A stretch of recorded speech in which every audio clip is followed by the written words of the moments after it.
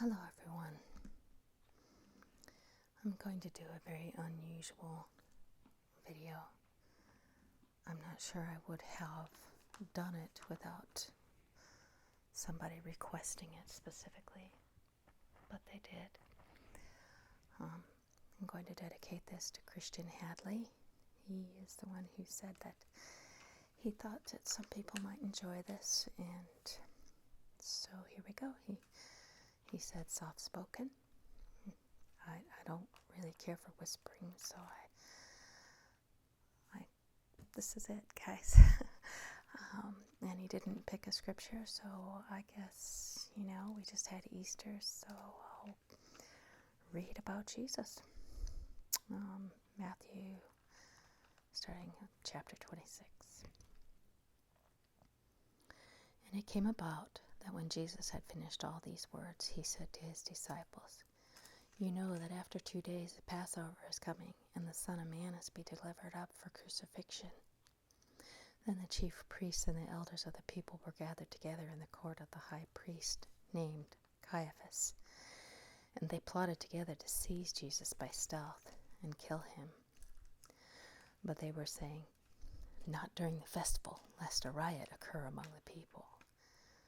Now, when Jesus was in Bethany, at the home of Simon the leper, a woman came to him with an alabaster vial of very costly perfume, and she poured it upon his head as he reclined at the table.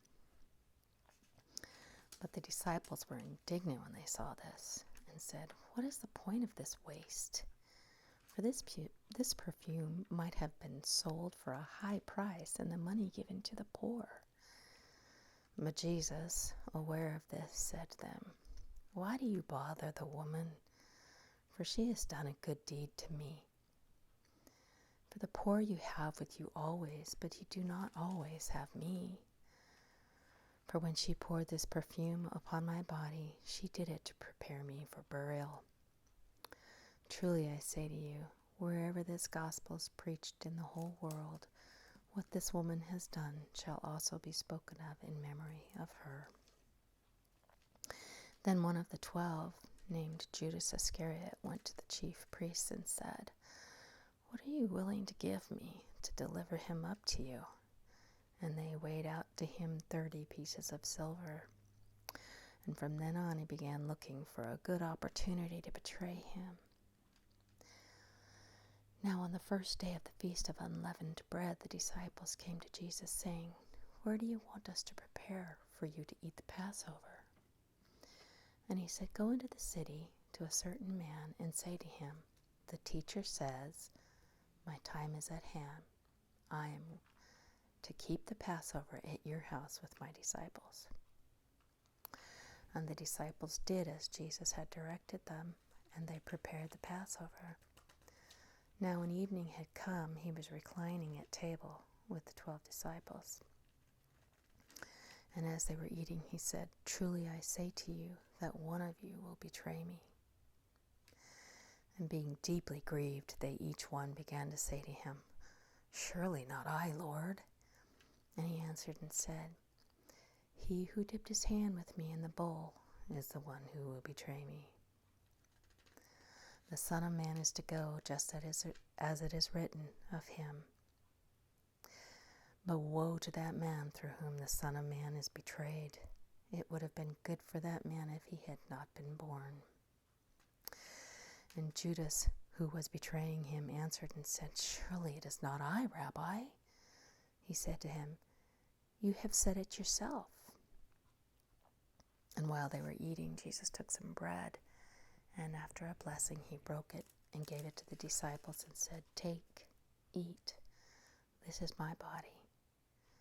And he took a cup and gave thanks and gave it to them, saying, "Drink from it, all of you, for this is my blood of the covenant, which is to be shed on behalf of many for forgiveness of sins. But I say to you, I will not drink of this fruit of the vine from now on until that day when I drink it with you in my Father's kingdom." And after singing a hymn, they went out to the Mount of Olives. And then Jesus said to them, You will all fall away because of me this night. For it is written, I will strike down the shepherd, and the sheep of the flock shall be scattered. But after I have been raised, I will go before you to Galilee. But Peter answered and said to him, Even though all may fall away because of you, I will never fall away. Jesus said to him, Truly I say to you that this very night, before a cock crows, you shall deny me 3 times. Peter said to him, Even if I must die with you, I will not deny you. All the disciples said the same thing too. Then Jesus came with them to a place called Gethsemane and said to his disciples, Sit here while I go over there and pray. And he took with him Peter and the 2 sons of Zebedee and began to be grieved and distressed. Then he said to them, My soul is deeply grieved to the point of death. Remain here and keep watch with me. And he went a little beyond them and fell on his face and prayed, saying, My Father, if it is possible, let this cup pass from me. Yet not as I will, but as thou wilt.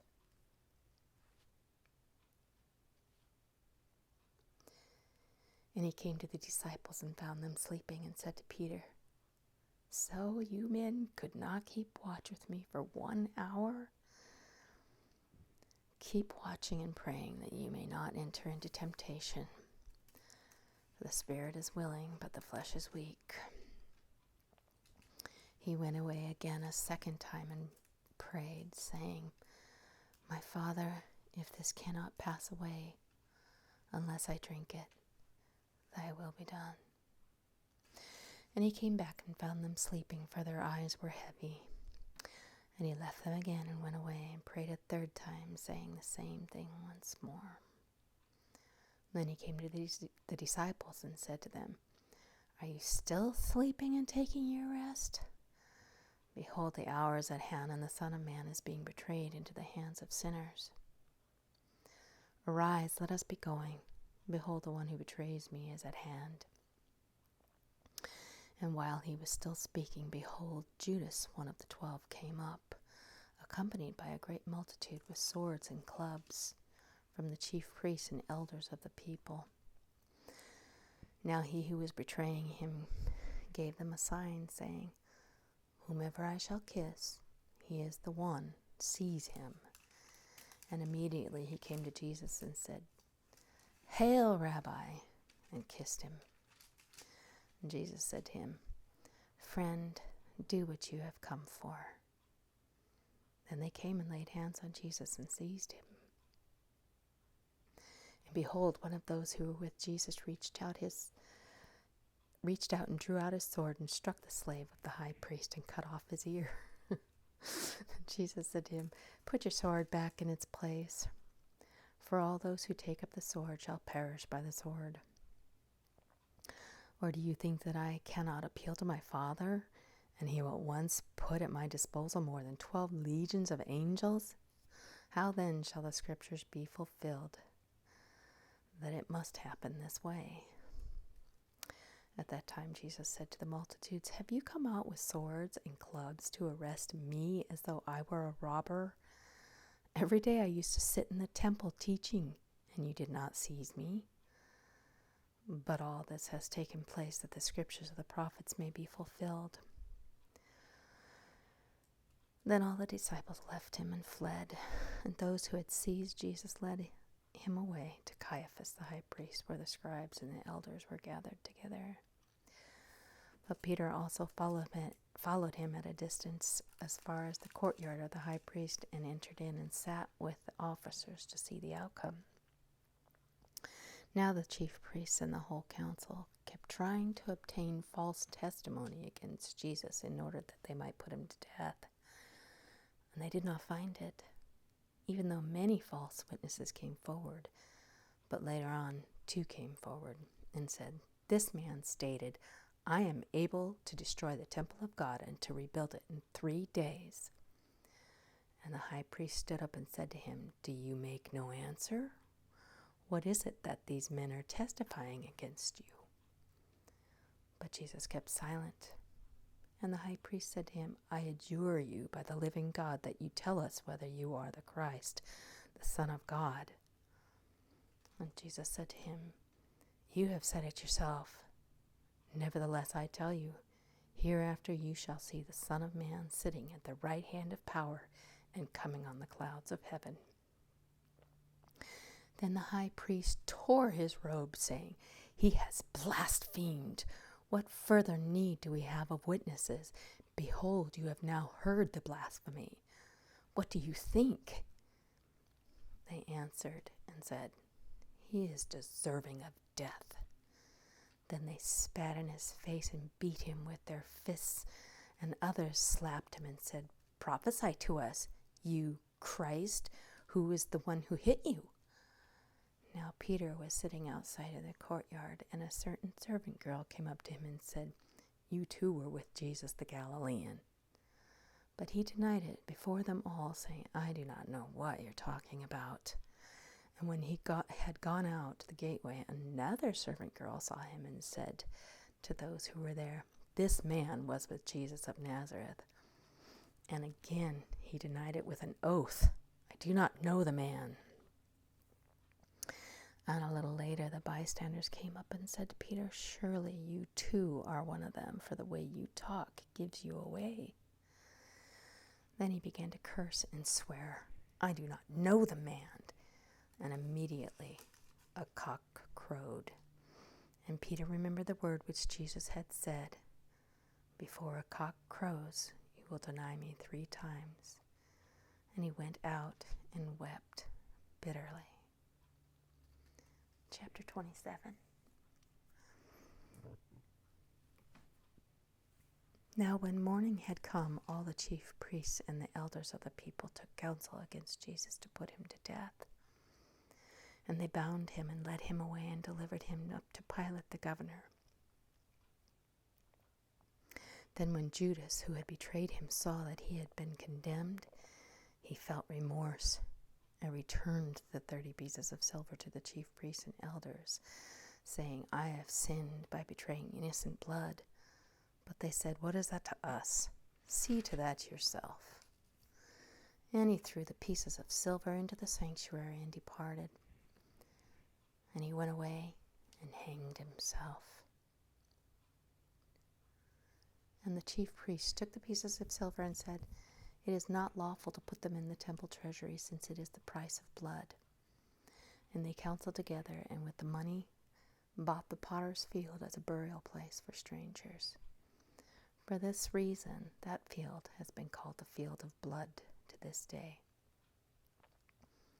Then that which was spoken through Jeremiah the prophet was fulfilled, saying, "And they took the 30 pieces of silver, the price of the one whose price had been set by the sons of Israel. And they gave them for the potter's field, as the Lord directed me." Now Jesus stood before the governor, and the governor questioned him, saying, "Are you the king of the Jews?" And Jesus said to him, "It is as you say." And while he was being accused by the chief priests and elders, he made no answer. Then Pilate said to him, "Do you not hear how many things they testify against you?" And he did not answer him with regard to even a single charge, so that the governor was quite amazed. Now at the feast, the governor was accustomed to release for the multitude any one prisoner whom they wanted. And they were holding at that time a notorious prisoner called Barabbas. Barabbas, yes.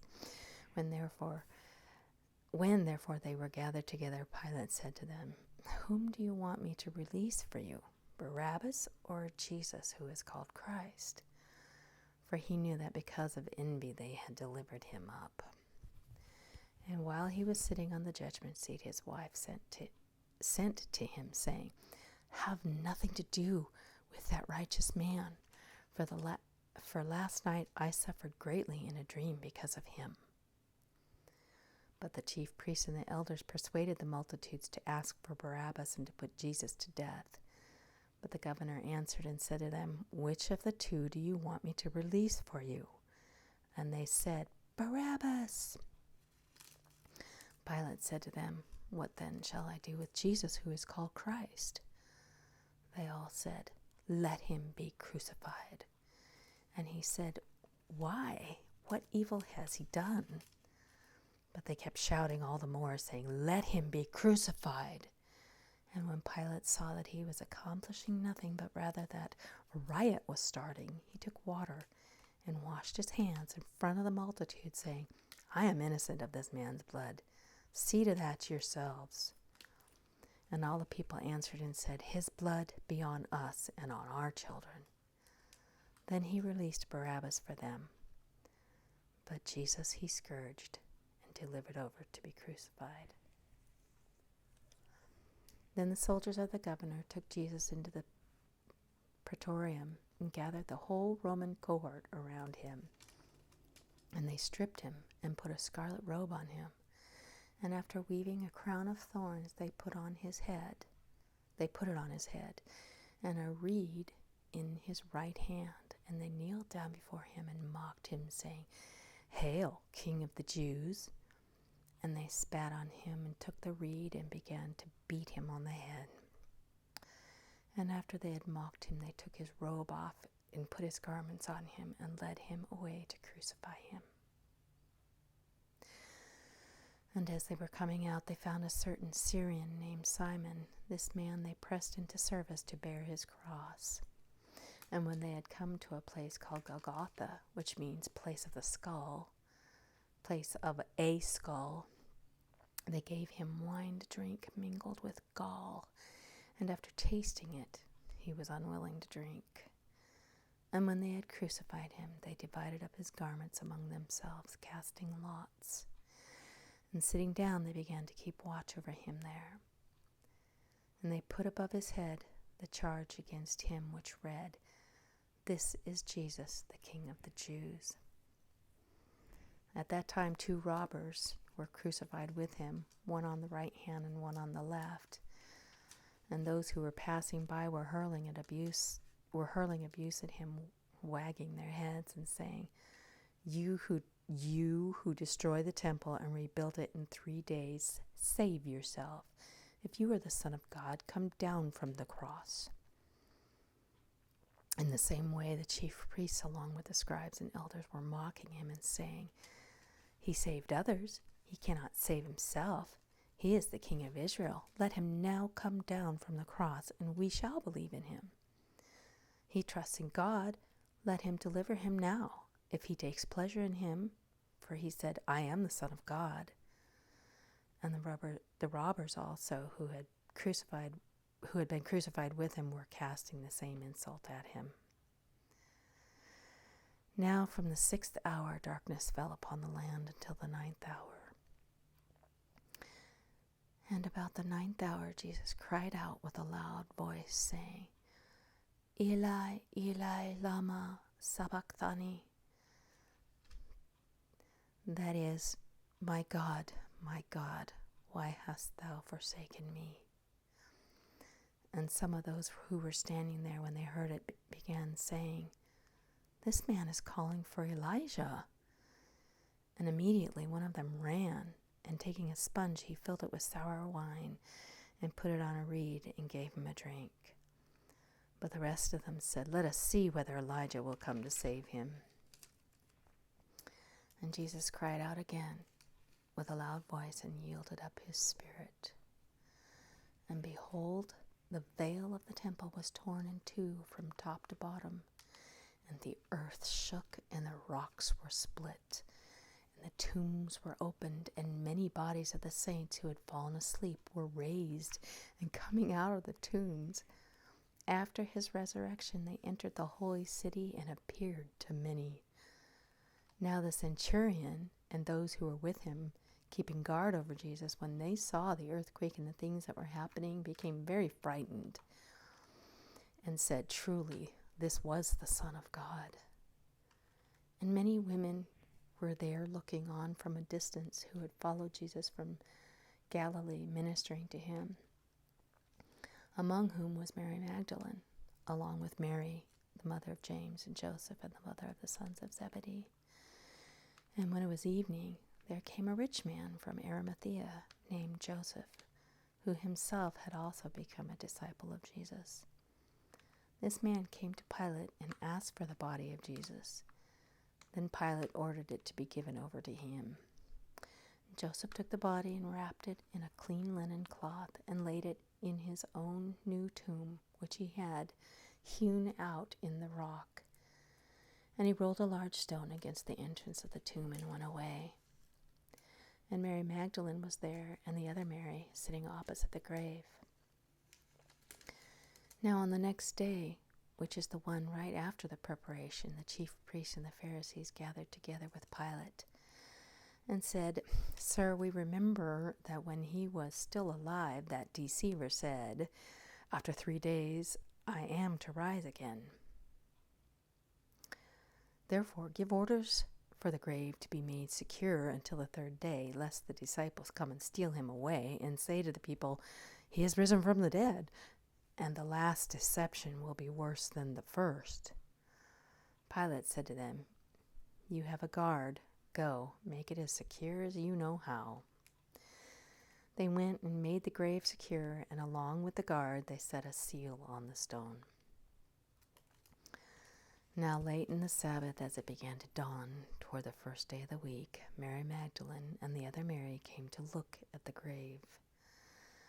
And behold, a severe earthquake had occurred, for an angel of the Lord descended from heaven and came and rolled away the stone and sat upon it. And his appearance was like lightning, and his garment as white as snow. And the guards shook for fear of him and became like dead men. And the angel answered and said to the women, "Do not be afraid, for I know that you are looking for Jesus who has been crucified. He is not here, for he has risen, just as he said. Come see the place where he was lying. And go quickly and tell his disciples that he has risen from the dead, and behold, he is going before you into Galilee, and there you will see him. Behold, I have told you." And they departed quickly from the tomb with fear and great joy, and ran to report it to his disciples. And behold, Jesus met them and greeted them, and they came up and took hold of his feet and worshipped him. Then Jesus said to them, "Do not be afraid. Go and take word to my brethren to leave for Galilee, and there they shall see me." Now while they were on their way, behold, some of the guard came into the city and reported to the chief priests all that had happened. And when they had assembled with the elders and counseled together, they gave a large sum of money to the soldiers and said, "You are to say, 'His disciples came by night and stole him away while we were asleep.' And if this should come to the governor's ears, we will win him over and keep you out of trouble." And they took the money and did as they had been instructed. And this story was widely spread among the Jews, and is to this day. But the 11 disciples proceeded to Galilee, to the mountain which Jesus had designated. And when they saw him, they worshipped him. But some were doubtful. And Jesus came up and spoke to them, saying, "All authority has been given to me in heaven and on earth. Go, therefore, and make disciples of all the nations, baptizing them in the name of the Father and the Son and the Holy Spirit, teaching them to observe all that I commanded you. And lo, I am with you always, even to the end of the age."